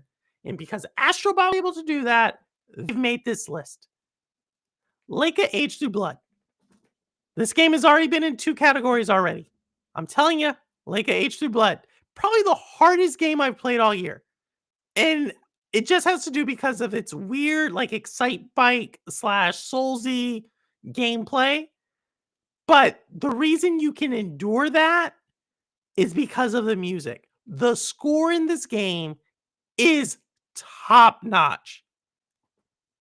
Top notch. Leica Age Through Blood. Black Myth Wukong. Epic. Epic. I don't know what to say. Epic. And I'm not talking about the store. I'm not talking about Tim Sweeney. I'm talking about epic. Black Myth Wukong. Epic score. This is like a score like I bought the DLC. I bought the deluxe edition, and it's one of the few times where I'll just play and have it playing on in the background. I don't think I've ever done that with the game, by the way. Where I will turn on the game and just press play to listen to this while I'm working. Epic. Epic. Not Apple v Epic or Google v Epic. Just epic. Stray Gods. This game came out last year, actually. No one talked about it. No one talked about this game. But anytime you can bring a game that just defines an entire musical genre, amazing. Stray Gods did that. Stray Gods, what they were able to do in a game where you can make your own game, your own lyrics, and they sing it. Lauren Bailey, I think Lauren Bailey won something this year, I think. She did, like, she was on the Game Awards show or whatever. She did an amazing job here. There's numerous singers from musicals and so forth in this game. Amazing. We might be hearing more about that in a second.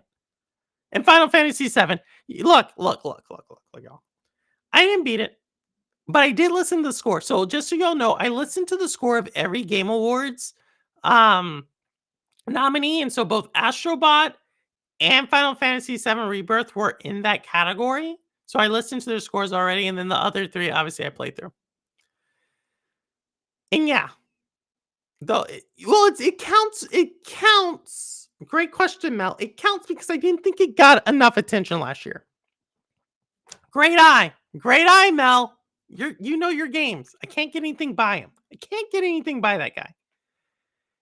It didn't get anything out there. The Guitar Man with no head wins, or this compilation is rigged. All right. So okay. Do not get upset with me, y'all. Do not get upset with me on this one. All right. I told you. All these are winners. All right. All these people have won many accolades for the music. Everyone's done everything. But there's one game in particular in this list that I think has went above and beyond what a game should do and has not gotten recognition for that. Okay? Above and beyond. So we're talking about games that is stuck in my head. We see that. Games that have amazing indie development and just songs that make you want to play the game even though it's banning. Songs that have like headless people, gruesome, but makes you think it's so beautiful. A musical in a video game. And just amazing. We have a Game Awards winner in this category here. So with that said, Purple Haze's favorite score for 2024. Does this guy know me or what? Stray Gods. Joe, how? Joe knows me. Joe just knows me. I'm going to have this going. No worries, Rain. Thanks so much for coming by. No worries. Thanks, y'all. Thanks. I'm finished with it. No worries, Cherry Man. We'll definitely watch it. But yeah, Stray Gods. I thought this was an amazing game. No one talked about it. It didn't get nominated for anything. It has fun, like top studio quality, musical quality stuff in a game. Like the whole game's a musical. The whole game. Was it? Was it that? Wait, does it Was it that obvious? Like I stretched the category? Oh, I stretched the criteria? Yeah. I thought it was amazing. Hella's guitar man has no tears. He has no head to weep.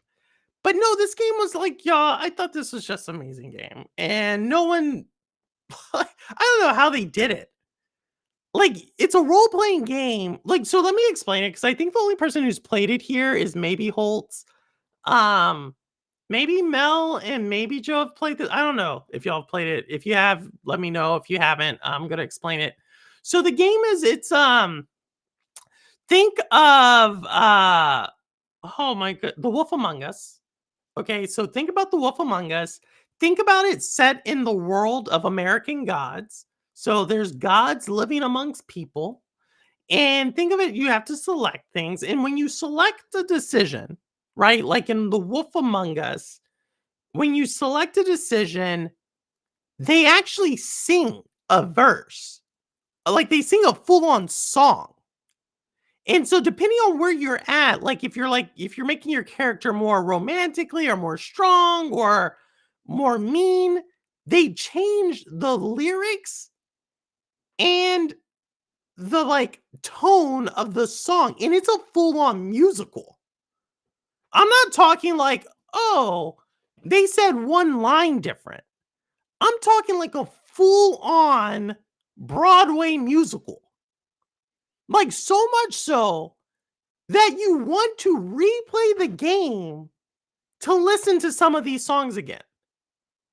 And then you're so frustrated because you can't remember what you did, so you may do something different. And they changed the song. I don't know how long it took them to do this, but it is amazing. You're getting top notch. Like the fact that this game did not even get a nod to best score, best voice acting, best creative direction. Like, I think it's like that is criminal.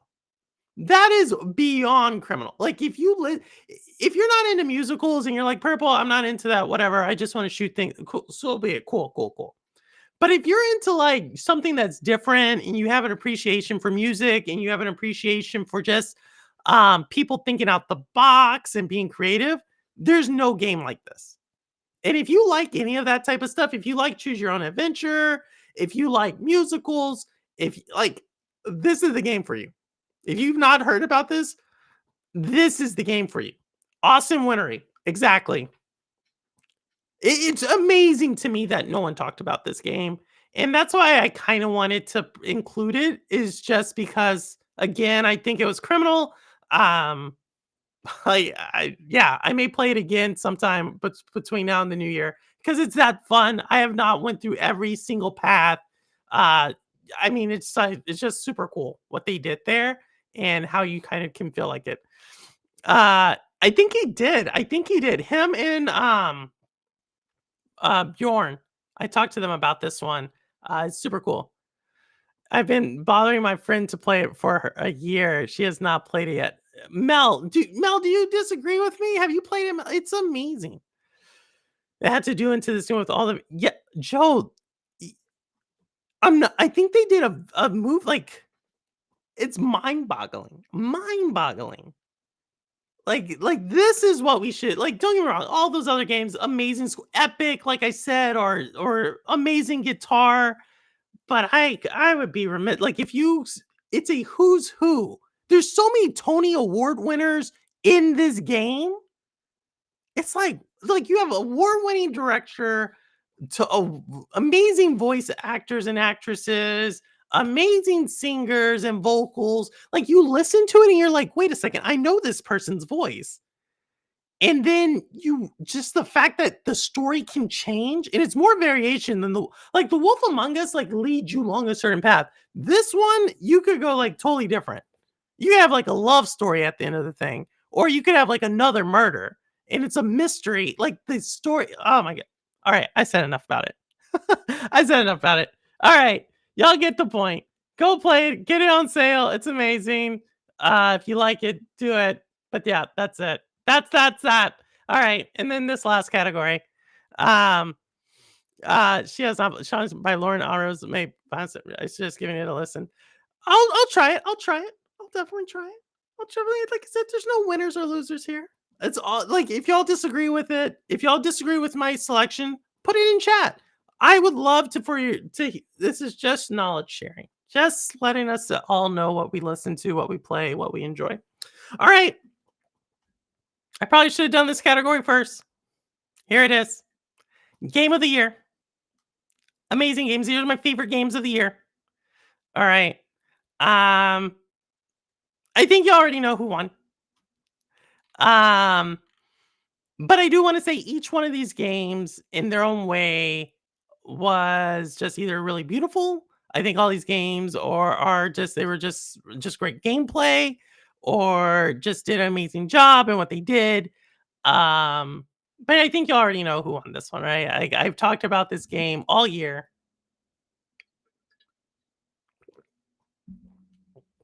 Um, yeah, I think all these games did an amazing job. I think all of these games should have won. Black Myth Wukong. No, Black Myth Wukong's really good. But there's like one game that I think just from everything from what you expect a game to be, from difficulty, from uh from story, from something that like is just simple, but also hard at the same time. You know, something that you can kind of like nibble on it, but it wants you to like do more. I mean, I think all of these games really do that in their own way. Like honestly, um, I'm probably going to talk about all these here in a second. But yeah, the winner, Purple Haze's Game of the Year. Purple Haze's, thank you, Rain. Purple Haze's Game of the Year for 2024. No introduction. No anything. You know, Prince of Persia: The Lost Crown. Y'all know. But I want to talk about like the reason I do this is not just sort of award someone. I want to talk about each one of these and why I chose, right? Let me start. If I had to say who fifth was, it's Space Marine, just because I don't like the bulkiness of a game. But it to say like if you're someone who really likes to be the tank in a game, like this is your game 100%.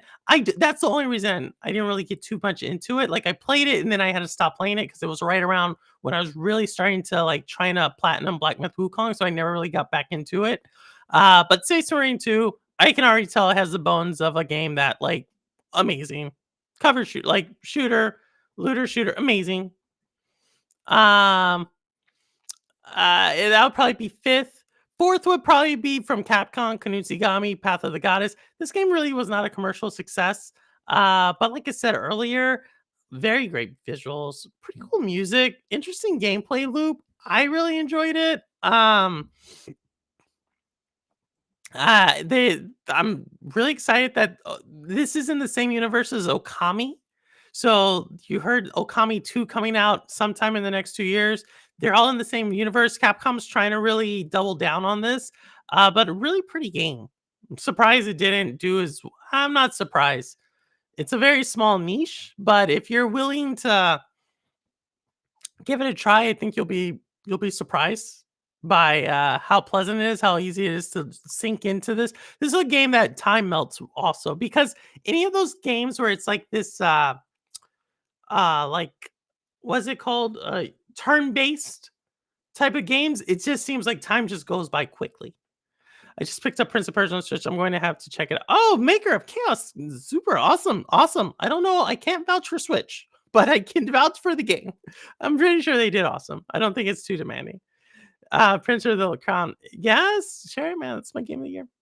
So that would probably be fourth was Kudatagami. Third would probably be Banishers. I talked about this game earlier. I think what they did with it was beautiful. I don't know what to say outside of it. Oh, of course. You're talking about my game of the year in 2021. Of course. Nothing can touch nothing can touch Outriders as far as that. But I'll get that's why it's fifth in this year. But I gave it fifth. Third is Banishers. I thought it was an interesting gameplay loop. I thought it was a very deep story. The subject matter they hit in that story is very interesting, and the overall built like that idea of like you really feel like your decisions have weight. That's the best way I can explain it. Like weight of a decision. I thought that was cool. I thought that was cool. I think Don't Nod is in 5 years we're gonna be talking about Don't Nod like in very like I'll be surprised if they're not nominated for a game of the year in their next either their next game or the game after. They just have gotten better every single time. And it's really shame it didn't pick up as much in the States as it did in other parts of the world. Or with Outriders was the story. It wasn't very good. The mystery, I could see it. I could see why people didn't like it. Um, I think I like the full story. So, Maker, to your point, I like the full story of Outriders, like with all the DLCs and everything. I like that entire thing. Not the base game. I thought was like very left it off in the middle. And talking about stories that left things off in the middle, or better yet, stories that picked up in the middle, Black Myth Wukong. This is the only reason I gave Black Myth Wukong. Like, this was one of my biggest critiques of Black Myth Wukong. All right, so I've talked about this before. Black Myth Wukong, a lot of people don't quite understand where Black Myth Wukong picks up. All right, you start the game, and the game actually starts off like in the middle of the story. So, just to refresh everybody's memory, Black Myth Wukong is actually a sequel to A Journey to the West. So, if you actually understand the source material for Dragon Ball Z, that's A Journey to the West. What happens in Dragon Ball Z? That they're going to get the ancient texts to then reach like Nirvana. It's essentially what it is, right? You essentially go past the physical world and you've now actually it's not Nirvana, but you've essentially reached that internal peace. That is A Journey to the West. Black Myth Wukong, the Monkey King, actually happens after that. And what happens in that story is essentially this dude that you see right there, even though he's reached fulfillment, he's reached enlightenment, he actually still wants to possess worldly possessions. He still wants to maintain that. The gods don't really like that. So they end up having this like internal war, and this little guy ends up becoming like a terrorist. Like he starts like destroying things, he like starts pillaging things, and he still at the same time likes to enjoy everybody at like on Earth. And so eventually he then starts warring with all the gods. That's actually where the game picks up. But there's a whole ton of stuff that happens in other side characters that you never get introduced. And I get it. The game was really meant for an audience that was really meant for the Chinese audience. But I felt like where it picked up, it was like I think the best example I have of this is picking up the Odyssey, and you're already at Odysseus is already like on his way home, but it's like year 7 of him being lost. You know what I mean? Like it's like, well, like I guess I understand that. But what about everything else? Like why was he put in that situation? Like what did he do in the Battle of Troy? Like why was he even not home? You know what I mean? And to me that was a little disappointing. Like I said, gameplay phenomenal, level design, character design, score phenomenal. There was some major bugs on PlayStation when it launched, but I felt like the biggest thing was the story wasn't complete. Like you had to have some knowledge of the story, and to me that though it was fun to like go research and find other things, that's why I knocked it out of that's why Prince of Persia edged it. Because I thought difficulty-wise, they were both about the same level of difficulty. I know people are gonna be like, "That's crazy." No, Prince of Persia, some of the platforming on that game and some of the boss fights in that game were very difficult. Um, it's not as long as Black Myth Wukong. Obviously, Black Myth Wukong is a lot longer, but some of the puzzles and some of the plat like their level of difficulty, they're both there. I just thought Prince of Persia was a full on. It was just a complete story. And for that, I think if I'm thinking about game of the year, complete story, fun gameplay loop, amazing visuals, and no bugs at launch. Like there was no bugs at launch on that game. Like for what I got when it launched, it's got to go to Prince of Persia. Like it's a very close one. And I think this is going to like alarm a lot of people, but it's very close between the two. But Prince of Persia did what it was supposed to do. Black Myth Wukong, like I said this earlier, it it did better in some places, but it didn't do as well as in others. And at the end of the day, it's like a solid A minus, as where Prince of Persia is like a solid A. You know, you're gonna make honor roll on both. They're gonna both help your 4.0 GPA. They're gonna both do whatever you want to do. But at the end of the day, one of them has to win, and it's Prince of Persia for me. It feels like it skipped a few parts. Yeah, Maker, that's it. That's it. That's what it did. I thought I all these other games, I know the story. Like I was for everybody who's talking about Black Myth Wukong show on Game of the Year, ask them what the story was about. They're gonna give you. They're not gonna know. They're not gonna know. Um, Obviously, if you have someone who's like knows the actual story, they'll tell you, "Oh yeah, it picks up here. Like he's already done blah blah blah blah blah blah." But all these other people, like I'm like, well, what was it? They're not gonna be able to tell you. They're just gonna tell you it was a fun game, which it is. It's a fun game. I'm not saying it's not a fun game. I'm not saying you need a story to have a fun game. But I am gonna say, if you're gonna claim you're the movie of the year, you better have tell a good story. You know what I mean? That's how I look at it. Like gaming's like interactive entertainment, and if it takes me like other like hours of like trying to figure out what's going on, it should be something else. You're probably not there. They'll just say it's not woke. Exactly. Mel, you already know. They'll tell me it's not woke and that there's no ideologies and there's no anything in the game. Yet the whole game, the right-handed Buddha and left-handed Buddha are both like it's all in the game. It's the weirdest thing. It's like I'm not saying it's bad. I'm just like that's a weird game for them to like hang their hat on to say like there's no ideologies. It's a weird game for people to hang their hat on. That's all I'm saying. Cuz I'm like that is like probably the most ideological game that has come out in the last 10 years. Like no joke. It's just a weird one to like, yep. There's no idea. It's just a weird one to me. There's no political nature. There's literally been wars fought over the context of this game. You know what I mean? It's weird, but either way, it's still good. It's still fun, but no one can. It's like people trying to tell me about Stellar Blade. No one can tell me what Stellar Blade's about. I just found out it has space people. But yeah, so that's it, y'all. That is my game. Those are my winners. That's it. You can get upset with the judging committee. You can write a letter, but that is how it played out for this year. I thought it was a great year. I had across all platforms roughly 900 hours of gameplay. That's actually a record for me. The closest record was 850 on Stadia. But this year I had a little over 900, a little over 900. So I'm super excited about that. But yeah, hopefully Black Myth Story was over the yeah, it was.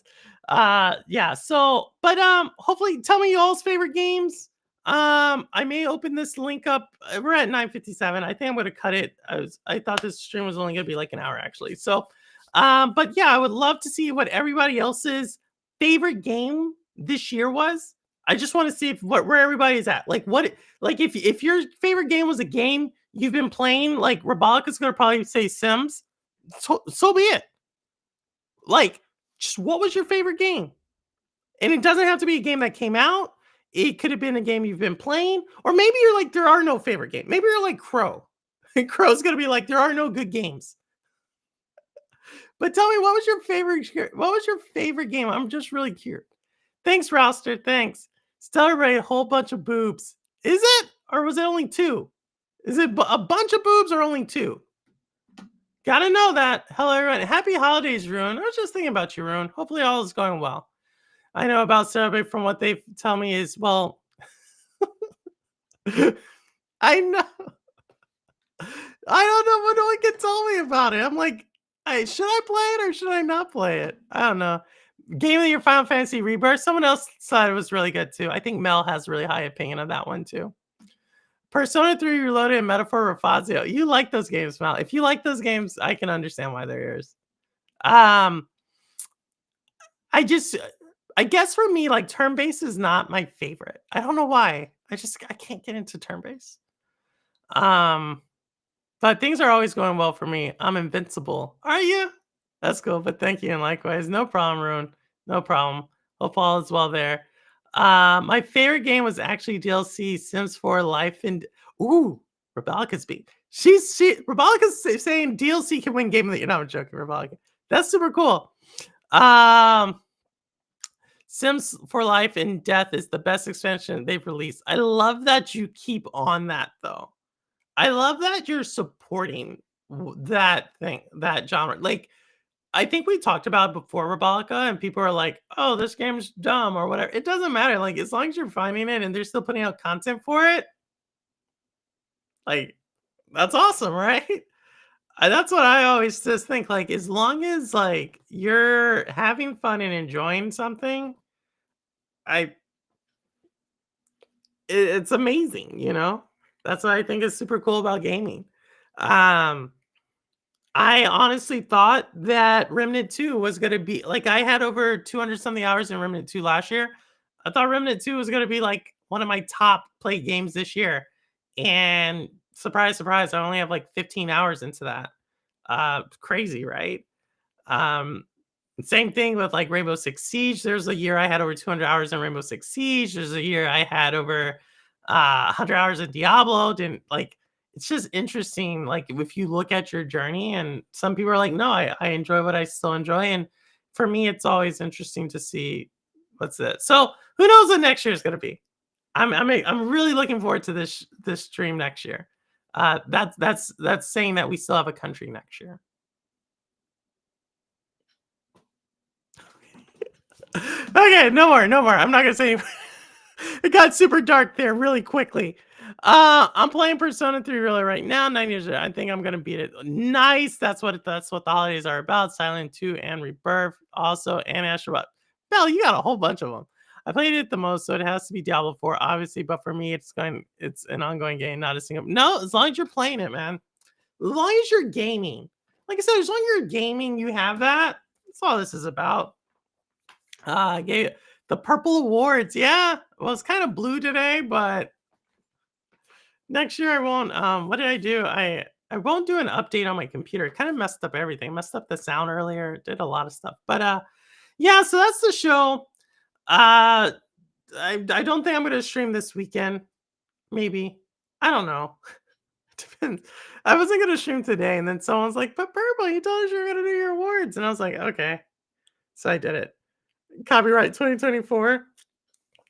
Oh my goodness. We'll see. I'm really looking forward to it, but I'm also really looking forward to just watching all y'all. So I'm trying to catch up when I can. But yeah, that's my holiday, y'all. Thanks for spending the time with me. I know it's the holidays. I know it's what do we say? Krampus for Crow. I don't think we have anybody celebrating Kwanzaa, but there's Kwanzaa started off today. Also, Hanukkah started today. And yeah, so we got a lot of celebrations. New Year's is starting to pick up, so people are starting to plan for that. Stay safe if you are going to do anything for New Year's. I really mean that. I truly, truly mean that. New Year's is actually one of the most deadly times of the year for multiple reasons. So stay safe out there. I will be here, you know. is catching up on sleep, trying to beat some of these games. That's what I'm trying to do this next week. Just beat games. That's all. That's my goal. Just beat the backlog. Beat the backlog. That's my mantra at the moment. But with that said, thanks again, everybody. And I'll see you all in the new year. All right. Take care, everyone. Appreciate y'all coming by. And as always, I don't care where you game, how you game, why you game, what you game on, how long you've been gaming. As long as you're gaming, you're good with me. And as always, this is Purple Haze, and the proof is in the plane. All right. Take care, y'all. Until 2025. All right. Peace.